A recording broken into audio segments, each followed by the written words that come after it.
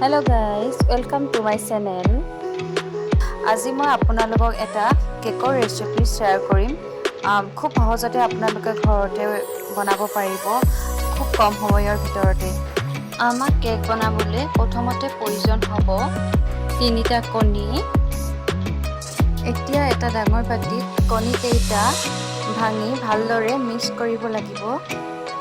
তাৰ পিছত আমাক প্ৰয়োজন হ'ব 1 কাপ ময়দা মিডিয়াম সাইজৰ কাপত। এইখিনি আমি অলপ অলপকৈ ভালদৰে মিক্স কৰিব লাগিব।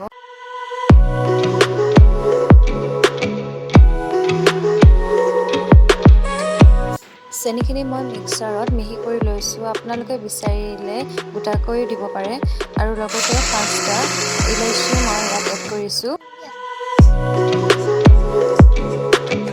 ইয়াৰ পিছতে মই এড কৰিছোঁ 1 কাপ ৰিফাইন অইল।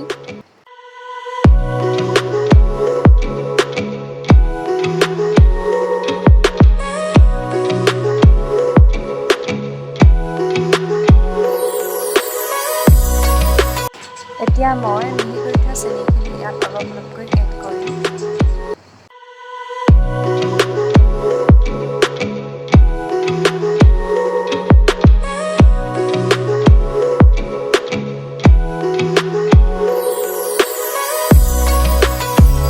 এতিয়া এই কেক মিক্সাৰখিনিত আমি এড কৰিম 1 টিস্পুন বেকিং পাউডাৰ।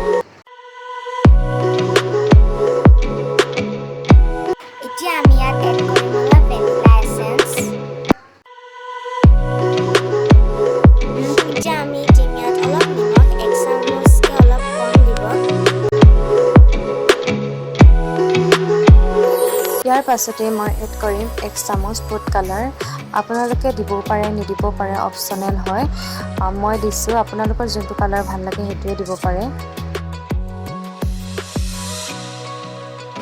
এতিয়া মই এটা বাটিত অলপ ৰিফাইন অইল সানি লৈছোঁ আৰু লগতে অলপ ময়দা বাটিটো চাৰিওফালে ভালদৰে লগাকৈ সানি লৈছোঁ।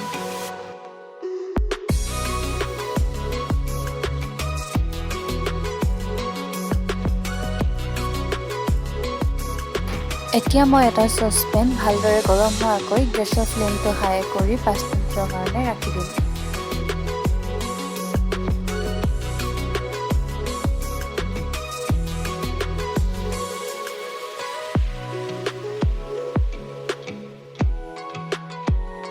এতিয়া এখন ঢাকনিৰে ঢাকি দি গেছৰ ফ্লেম ল' কৰি 30 to 40 মিনিটছ ৰাখি থ'ম।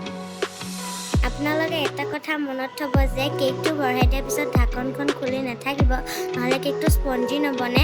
আপোনালোকে বিচাৰিলে মাজতে এবাৰ ঢাকনখন খুলি চাব পাৰে। টুথপিক বা এখন চামুচেৰে চাই ল'ব, যদি চামুচখনত কেক লাগি ধৰে তেতিয়া সেই কেকটো ভালদৰে হোৱা নাই। এতিয়া আমাৰ কেকটো ভালদৰে হোৱা নাই আৰু অলপ দেৰি থ'ব লাগিব। আপোনালোকক এটা কথা কওঁ যে মোৰ ভইচৰ লগতে আপোনালোকে আৰু এটা ভইচ শুনিব পাৰিছে, তাই হৈছে মোৰ ভাগিন। আপোনালোকৰ যদি ৰেচিপিটো চাই ভাল লাগিলে তেন্তে আপোনালোকে ঘৰত এবাৰ ট্ৰাই কৰিবচোন।